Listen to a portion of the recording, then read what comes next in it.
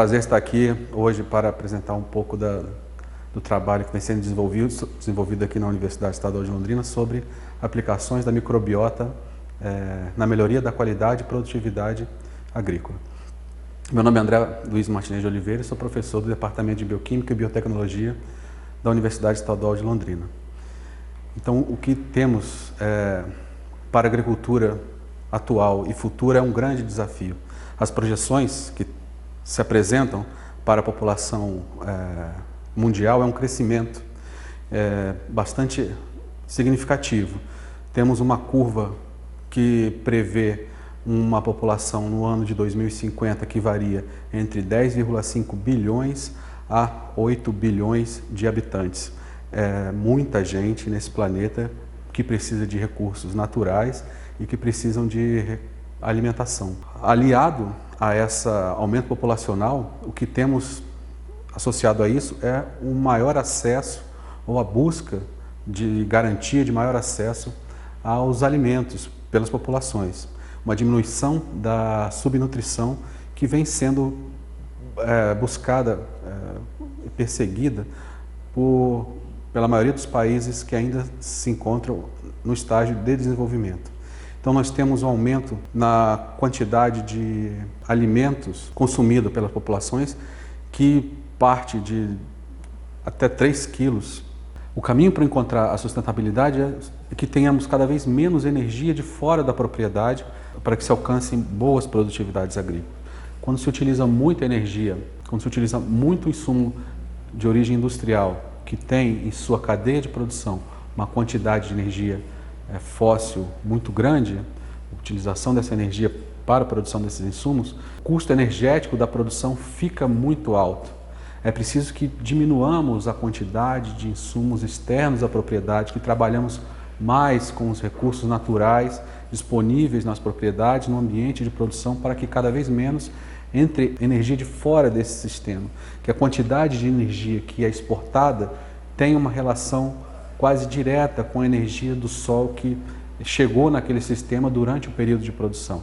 Então, dessa maneira, conseguimos avançar em direção a uma agricultura sustentável. Nós podemos ver que o alcance de uma produtividade ela é fruto do manejo adotado para qualquer cultura agrícola e do solo e do clima. É uma pirâmide. O solo e o clima sendo a base da produtividade, em cima do solo e das variáveis de clima, o manejo da cultura para que se alcance uma boa produtividade agrícola. O manejo ele tem relação com a fertilidade do solo, com a fitossanidade, a saúde das plantas e com a carga genética dessas plantas. Isso tudo está relacionado com o manejo. Por outro lado, o clima e o solo eles têm componentes diferentes, que são a biodiversidade desse ambiente, solo, resiliência de atividades dessa biodiversidade do solo, a capacidade de fazer diferentes atividades nesse solo e o seu uso, que tipo de uso que se dá a esse solo. É preciso que a gente entenda um pouco como um solo é formado para que a gente avance no manejo sustentável desse solo. O solo ele vem de rochas, vem de pedras, que ao longo do tempo vão sofrendo ataques da chuva, de variação de temperatura, do vento e ataques também de micro-organismos. À medida que o solo vai se decompondo, vai diminuindo, à medida que a rocha vai se decompondo e diminuindo o tamanho das suas partículas, das suas frações, vai se formando o solo. E à medida que o solo vai sendo formado, ele vai sendo colonizado por plantas. Um dos fatores de formação do solo que está presente nele muito antes desse solo estar sendo colonizado pelas plantas, são os micro-organismos. Os micro-organismos conseguem colonizar inclusive as rochas. Antes da formação do solo, eles estão presentes naquele mineral e fazem também uma atividade de decomposição. De maneira que um solo formado ele tem diferentes propriedades químicas, físicas e microbiológicas. E essas propriedades elas variam em espaços de distância, em distâncias muito pequenas. De centímetros a milímetros é possível ver variações na composição química, física e microbiológica do solo. Está relacionado com a característica de formação de pequenos ambientes microscópicos, onde esses organismos microscópicos se instalam e utilizam os recursos que ali estão para desenvolverem suas atividades biológicas. Então, uma planta, ela interage com organismos vivos, com micro-organismos, desde que uma semente germina. A regra na natureza é uma planta estar cheia de micro-organismos da ponta da raiz à ponta da sua folha mais alta. Ela está coberta por micro-organismos. Esses micro-organismos interagem com essa planta desde antes da germinação até a decomposição dessa planta, novamente em minerais que serão utilizados por outras espécies. Então, como se pode trabalhar essa microbiota nativa que interage com as plantas a todo momento de uma maneira benéfica para a agricultura? Nós temos o solo, por definição, é o sistema com maior biodiversidade que se conhece. É possível encontrar de 10 mil a 10 milhões de espécies diferentes em apenas 1 grama de solo. É uma diversidade muito grande.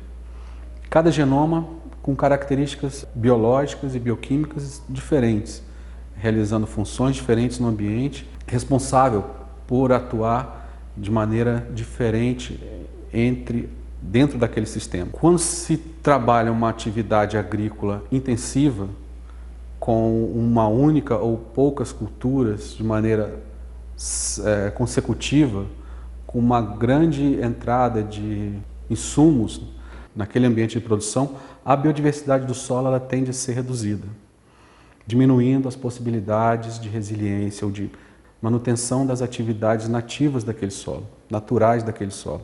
Nós temos também dentro dessa biodiversidade uma briga por espaço e por nutrientes. Os micro-organismos nem todos conseguem ser amigos uns dos outros. Alguns têm as mesmas necessidades de ambiente e de nutriente. E nessas condições eles vão lutar um com o outro para dominar o ambiente que tem esses recursos naturais. E aí nós temos patógenos, micro-organismos benéficos que podem competir pelo mesmo ambiente. E se o ambiente for de alguma maneira mais propício para o estabelecimento de um patógeno, nós poderemos ter a instalação de uma doença no solo. Os micro-organismos nem sempre são amigos, nem sempre estão conversando e se entendendo. Muitas vezes eles brigam entre si por espaço e por recursos. Isso acontece com frequência no solo, onde tem uma diversidade de funções bastante grande. E nessas condições vai estar sempre prevalecendo naquele ambiente o organismo mais adaptado, que tiver maior capacidade competitiva. Significa que patógenos e micro-organismos neutros ou benéficos podem interagir ou brigar entre si para conquistar um ambiente com recursos naturais que seja comum a esses grupos. E se esse ambiente for mais favorável a um organismo patogênico, ele se instala no ambiente e pode causar prejuízos para a produção. Os micro-organismos do solo eles podem causar doenças nas plantas. Eles nem sempre são neutros ou benéficos. Muitas vezes temos aí a ocorrência de novas doenças sendo instaladas em propriedades que não ocorriam há poucos anos anteriores. Isso é resultado de modificação da dinâmica, da biodiversidade do sistema como um todo. Então, vários organismos causam prejuízos econômicos por competirem com nós humanos pelo mesmo recurso que são a produção, as plantas. Eles também gostam de comer tomate, eles também gostam de comer berinjela, batata e outros alimentos e competem com a gente com isso. E se tornam, nesses casos, micro-organismos patogênicos, os chamados patogênicos. Mas muitos desses micro-organismos também são benéficos, eles podem trazer benefícios para o homem quando bem manejados. Por exemplo, aqueles que promovem o controle biológico e que, quando estão num ambiente de equilíbrio, eles conseguem, de maneira bastante eficiente, controlar superpopulações ou grandes populações de insetos, que são chamados insetos pragas. Também podem ser utilizados produtos formulados com esses micro-organismos que levem à diminuição de populações de insetos quando já se tem um desequilíbrio instalado. Uma outra forma desses micro-organismos auxiliarem a produção agrícola é pela ciclagem de nutrientes. Eles ajudam a transformar matéria orgânica morta em matéria orgânica, em nutrientes para as plantas, quebrando as moléculas que fazem parte da matéria orgânica, do nosso organismo, do organismo vegetal, do organismo de insetos e outros animais, em moléculas muito pequenas chamadas nutrientes que vão ser novamente absorvidas pelas plantas, se transformando em novos produtos, se transformando em novas produções, em frutas, em legumes, etc. E esses micro-organismos também podem interferir diretamente na nutrição das plantas, entregando para essas plantas nutrientes bastante caros e importantes, como o nitrogênio e como o fósforo. O nitrogênio é bastante volátil e existe um grupo de micro-organismos que consegue pegar o nitrogênio do ar e jogar esse nitrogênio próximo às raízes ou mesmo dentro das raízes, facilitando um equilíbrio nutricional da maioria das plantas. E existem micro-organismos como fungos micorrízicos, que ficam associados à raiz e aumentam a quantidade de solo explorado por essas raízes. Eles se correspondem com as plantas, buscando água e outros fósforo e outros nutrientes, trocando com a planta nutrientes difíceis, como fósforo, por nutrientes que são fáceis para a planta, como açúcar. Uma planta, ela tem uma aparência, para quem observa, que é chamada de fenótipo, né? O fenótipo é a aparência de uma planta. Quando uma planta está bonita e bem viçosa, ela tem um fenótipo que agrada aos olhos de quem vê. Mas o fenótipo ele é o resultado de uma interação entre a carga genética da planta, o que ela tem no seu DNA, no seu genoma, e a interação desse genoma com o ambiente. Uma planta ela pode ter uma carga genética muito boa, mas tem um ambiente desfavorável. E essa planta não vai se tornar uma planta viçosa, não seria um fenótipo agradável. Por outro lado, uma planta pode não ter uma carga genética tão boa, mas submetida a um ambiente favorável, ela pode ter um fenótipo viçoso, uma planta que agrada aos olhos de quem vê. Então, o fenótipo ele é uma interação entre genótipo e ambiente para resultar na forma como a planta se apresenta dentro de um ambiente. Dentro dessas interações, vamos destacar aqui o ambiente onde essa planta está. O ambiente da planta ele é regulado pelas qualidades físicas e químicas do solo, pelo clima que acontece no local onde essa planta se desenvolve e pela microbiota desse solo. O ambiente da planta ela pode ser resumidamente explicado dessa forma, uma interação entre o solo, os micro-organismos e o clima. Os micro-organismos eles são bastante diversos, eles estão distribuídos, como dito, da ponta da raiz à última folha dessa planta, com uma quantidade de espécies diferentes bastante grande e até recentemente desconhecida. Hoje se sabe que existem mais células microbianas associadas a uma planta do que as células dessa própria planta. Semelhante ao que acontece com os seres humanos. Então existem muitos organismos que vivem, que têm todo o seu ciclo de vida relacionado com a uma interação com a planta. Outros micro-organismos têm um ciclo de vida relacionado aos micro-organismos que relacionam com essa planta. E assim essa cadeia vai se ampliando. Uma única planta ela contém predadores, micro-organismos predadores, micro-organismos que fixam nitrogênio, fungos que se associam a essa planta. Essa planta libera compostos para o solo que atrai de maneira diferente os micro-organismos desse solo. E esses micro-organismos vão subindo de alguma forma da raiz até chegar à superfície foliar. O desequilíbrio dessa microbiota leva ao desequilíbrio do fenótipo, leva ao desequilíbrio daquela planta. Dentro desse sistema, podemos considerar o mais importante para a microbiota do solo, ou que influencia de maneira mais intensa a microbiota do solo, a rizosfera.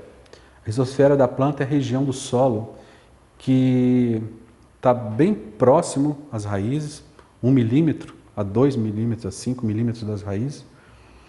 E essa camada de solo ela sofre interferência direta do metabolismo da planta, interferência na quantidade de água e na quantidade de nutrientes.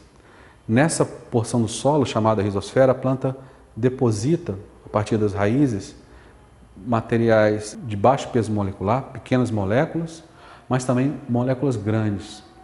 E essas pequenas moléculas e essas moléculas grandes servem de alimento para grupos específicos de micro-organismos que vivem no solo. Essa deposição de moléculas pelas raízes ela é variável, de acordo com diferentes espécies de planta. Então, a quantidade e a qualidade dos materiais que são depositados pelas raízes de um tomate é diferente da quantidade e da qualidade dos materiais que são depositados pelas raízes do milho. Isso faz com que micro-organismos diferentes sejam atraídos pelos depósitos de raiz de tomate, em comparação com micro-organismos que são atraídos pelos depósitos de raiz do milho. Essa diversidade, essa variação na quantidade e qualidade dos materiais depositados pelas raízes leva a planta a buscar trazer para próximo a ela micro-organismos que não sejam patogênicos, que a protejam de alguma forma e que favoreçam o seu desenvolvimento. Alguns micro-organismos patogênicos conseguem enganar a planta e se estabelecer utilizando os mesmos mecanismos que os micro-organismos benéficos possuem para conversar com essa planta. É uma conversa molecular, uma conversa sem palavras, mas é uma conversa. E é possível que se trabalhe o manejo para que essa conversa seja sempre direcionada a trazer para perto da planta os micro-organismos que são benéficos a ela. A rizosfera ela tem, então, uma diversidade menor de micro-organismos do que o solo, porque os micro-organismos que estão na rizosfera eles têm populações maiores. A rizosfera é um ambiente de maior qualidade e quantidade de nutrientes, faz com que as populações microbianas sejam maiores. E essas maiores populações de micro-organismos ocupam todo aquele ambiente, diminuindo ali a diversidade. Então, para um micro-organismo se instalar na rizosfera, é preciso que ele interaja com outros e se sobressaia. E é possível, então, trabalhar o manejo de forma que os micro-organismos que estejam presentes na rizosfera sejam, em sua maioria, micro-organismos benéficos. Dentro desses micro-organismos de rizosfera, nós temos micro-organismos que estão ali como transientes, são micro-organismos que estão passeando por ali e não têm nenhuma função ou nenhuma atividade mais direta, nenhuma relação mais direta com a planta. Esses micro-organismos eles conseguem, por vezes, utilizar os recursos presentes na rizosfera, mas não conseguem ter grande capacidade competitiva com outros micro-organismos que são, por exemplo, os oportunistas e os micro-organismos compatíveis. Os oportunistas eles têm capacidade de competir maior do que os transientes, mas eles não têm uma especificidade muito grande com a planta que eles interagem. Então eles são capazes de utilizar recursos de várias espécies vegetais, mas de uma maneira limitada. E existem micro-organismos que são chamados de compatíveis. Tem uma interação mais direta com as plantas e conseguem utilizar melhor os recursos disponibilizados pelas raízes e então eles colonizam essa planta de uma maneira mais duradoura. Eles ficam ali por mais tempo e podem ser tanto benéficos como neutros, como micro-organismos patogênicos. Compatibilidade, nesse caso, ela está sendo chamada como a capacidade de uso desses recursos liberados pelas raízes. Então, se for possível observar uma raiz vegetal crescendo no solo, nós vamos ver aí um monte de micro-organismos que cobrem essa raiz por completo. E esses micro-organismos, eles estão ali utilizando recursos da planta, mas também estão devolvendo para a planta alguma coisa. Alguma forma de interação ocorre.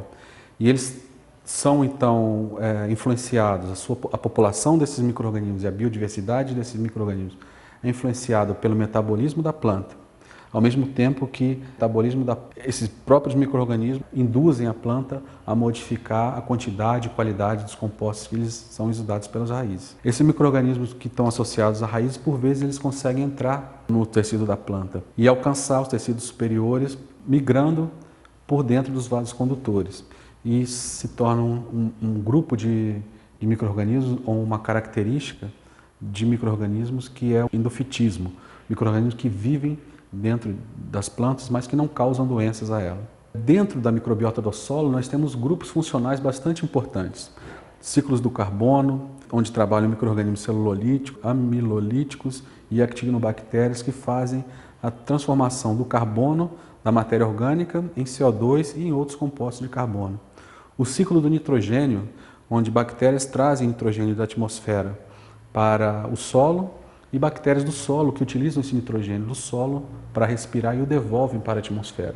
Nesse caminho, parte do nitrogênio é absorvido pelas plantas e transformado em matéria orgânica ou são assimilados pelas plantas para a produção de compostos nitrogenados, proteínas, DNA, e que depois vão ser utilizados por outros organismos que não têm essa capacidade de utilizar minerais do solo. Existem micro-organismos relacionados ao ciclo do fósforo, que é um ciclo bastante mais demorado do que o ciclo do nitrogênio e do carbono, mas também ocorre dentro do solo.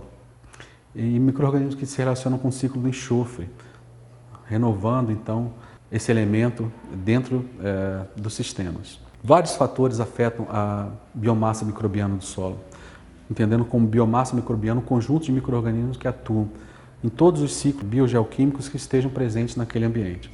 Seja carbono, nitrogênio, enxofre, fósforo, qualquer um desses. Todos eles em conjunto fazem parte da biomassa microbiana do solo. E essa biomassa microbiana ela não tem uma linearidade, não é homogênea ao longo do tempo nem ao longo do espaço. Ela sofre variação.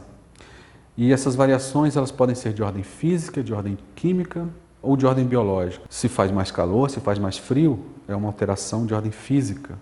Se eu coloco calcário, se eu coloco um adubo orgânico, uma alteração química que eu estou promovendo. Se eu planto uma árvore ou se eu planto um pé de alface, um pé de tomate, é uma alteração biológica que eu promovo. E esses fatores levam a alteração na microbiota do solo. Essa microbiota, ela coloniza de maneira muito firme, ela é capaz de conter indivíduos que se associam de maneira muito firme à superfície dos vegetais. E essa colonização leva a uma barreira de proteção para as plantas ou pode levar também a uma barreira de proteção dos próprios micro-organismos caso eles sejam patogênicos. Uma barreira que impede com que eles sejam removidos da superfície da planta por qualquer meio, seja químico ou físico. É uma forma desses micro-organismos se protegerem e uma vez que eles estão instalados, eles buscam ficar perpetuando a sua espécie ali ao longo do tempo. Uma vez que eles colonizam esses tecidos externos, eles podem passar para o interior da planta. E esse caminho geralmente se dá por meio de feridas, seja regiões de emergência de raízes secundárias, seja abertura de estômatos, feridas naturais provocadas pelo vento ou por algum animal. São locais de exposição do tecido interno da planta e que podem levar à colonização de micro-organismos, benéficos, neutros ou patogênicos. Dentro do grupo de micro-organismos que estão no solo e que possuem capacidade de interagir de maneira positiva com a planta, existe um grupo de bactérias bastante diverso, composto por várias espécies e gêneros diferentes, que são chamados de bactérias promotoras do crescimento vegetal. São nativos, ocorrem naturalmente em todos os tipos de solo. E essas bactérias elas têm a capacidade de interagir com as plantas, trazendo maior capacidade de desenvolvimento para essas plantas, capacidade de resistência a estresses bióticos ou estresses abióticos, capacidade nutricional para essa planta capacidade produtiva para essa planta. É possível que se utilize o conhecimento para a seleção e reintrodução de micro-organismos benéficos em ambientes onde tem diminuída a diversidade nativa dos solos. Esse grupo de bactérias, chamadas bactérias promotoras do crescimento vegetal, eles têm uma importância, se acredita que tem uma importância bastante grande, com aplicações industriais e médicas, no desenvolvimento de novos antibióticos, novos antivirais, compostos têm atividade sobre o ser humano e produtos que podem ser desenvolvidos a partir desses micro-organismos. Membranas para cobertura de feridas da pele, por exemplo. Eles também atuam na produtividade e no crescimento das culturas, de maneira direta, fornecendo nutrientes, ou de maneira indireta, favorecendo a saúde dessas plantas.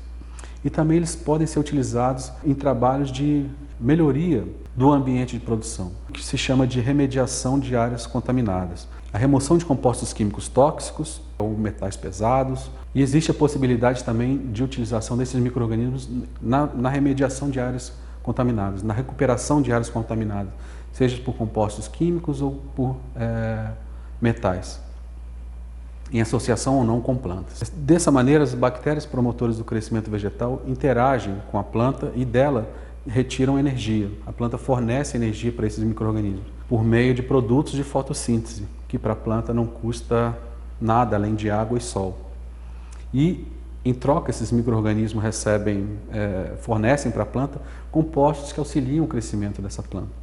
Pode ser o nitrogênio atmosférico, pode ser fósforo, que foi trazido por um fungo micorrízico, pode ser água trazida ou mantida próxima às raízes.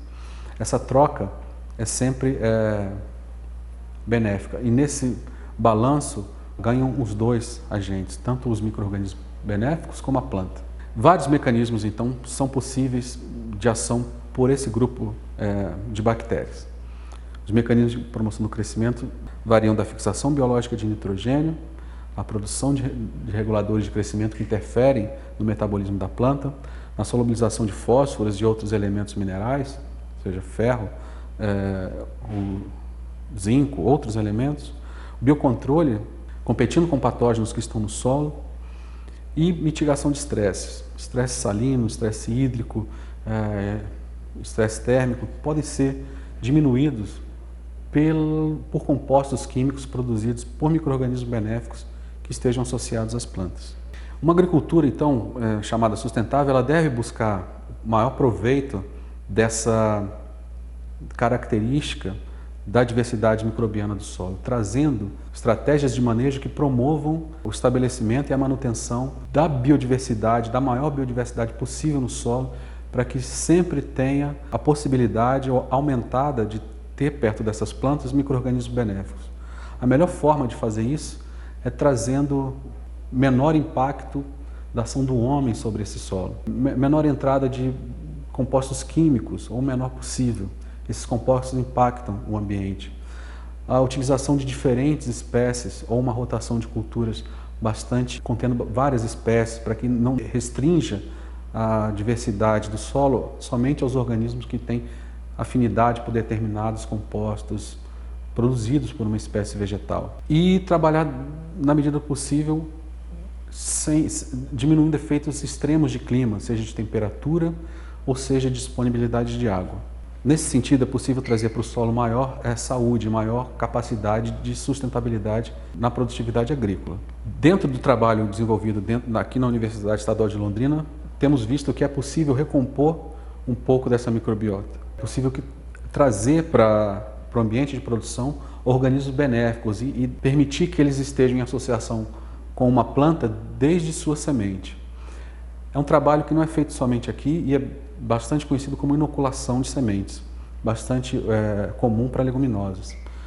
Então, temos trazido para outras culturas, para tomate, para milho, para o sorgo, essa possibilidade, ou temos estudado essa possibilidade, trazer para perto dessas plantas micro-organismos que vão protegê-la ou trabalhar de alguma forma dificultando a entrada de organismos aproveitadores ou dificultando a entrada de organismos oportunistas, favorecendo o desenvolvimento dessa planta em condições de baixa entrada de insumos químicos. Então, aqui buscamos conhecer toda a diversidade associada com as espécies que têm algum interesse agronômico, espécies que são utilizadas para a alimentação humana.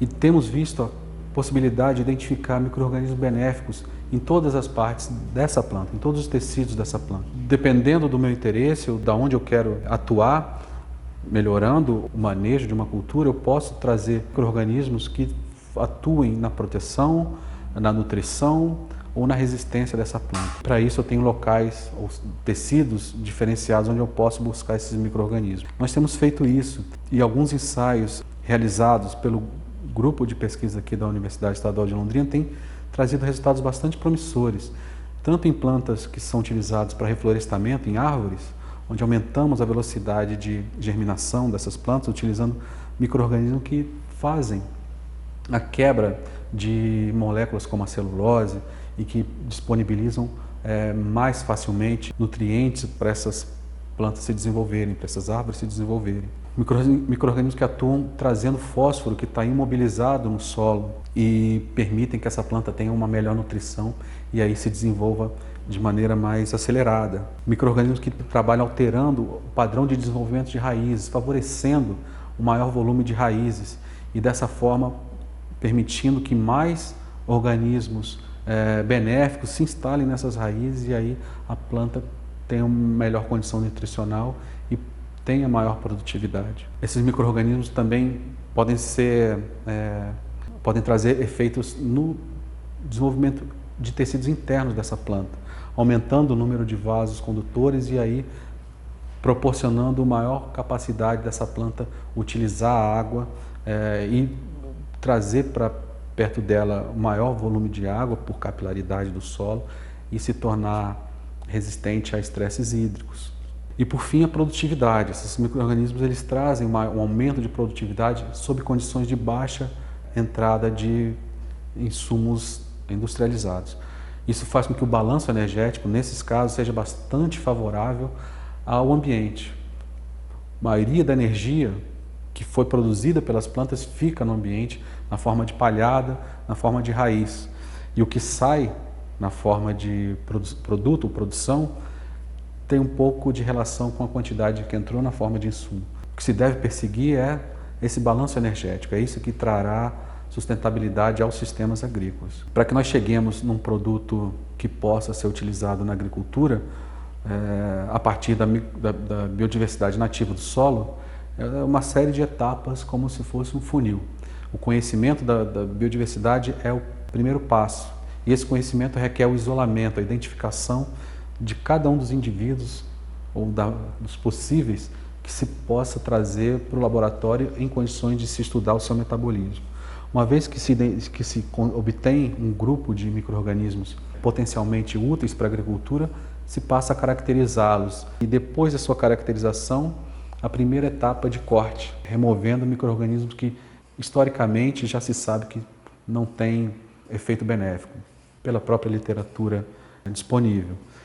Dos micro-organismos que são benéficos, presentes no ambiente natural, se fazem aí testes de interação com a planta, buscando ver quais deles têm capacidade de aumentar o desenvolvimento dessas culturas e a partir daí, da identificação dos principais, o desenvolvimento de formulações ou o estudo de condições fisiológicas que favoreçam o estabelecimento desse micro-organismo no ambiente para que ele tenha condição de competir com micro-organismos nativos do solo. E dessa forma ele garantir que os benéficos estejam em contato com a planta ao longo de todo o desenvolvimento dessa planta, protegendo, favorecendo a nutrição dessa planta e melhorando a sua produção. Isso tudo nós chamamos de tecnologia de inoculação, a identificação do micro-organismo e a sua formulação. Os dois juntos, associados ao manejo, vão trazer condições adequadas de uso da microbiota nativa do solo, em benefício da agricultura, em busca de uma agricultura sustentável. Como registro, nós temos conseguido, esse é um exemplo, altas produtividades de milho, nesse caso milho pipoca, em diferentes condições de solo e clima, com baixas quantidades de nutrientes. A produção chega a ser equivalente à produção obtida na ausência do do micro-organismo benéfico sob altas condições de insumos fertilizantes. Então, nós eliminamos os insumos fertilizantes, no caso o nitrogênio, para a produção de grandes quantidades de milho. Queria agradecer ao acompanhamento dessa aula. Dentro do nosso grupo, o GrudaBio, existem algumas informações e endereços eletrônicos dos componentes do grupo de pesquisa em desenvolvimento de biofertilizantes da Universidade Estadual de Londrina. Fico à disposição para o que for de minha competência. Obrigado.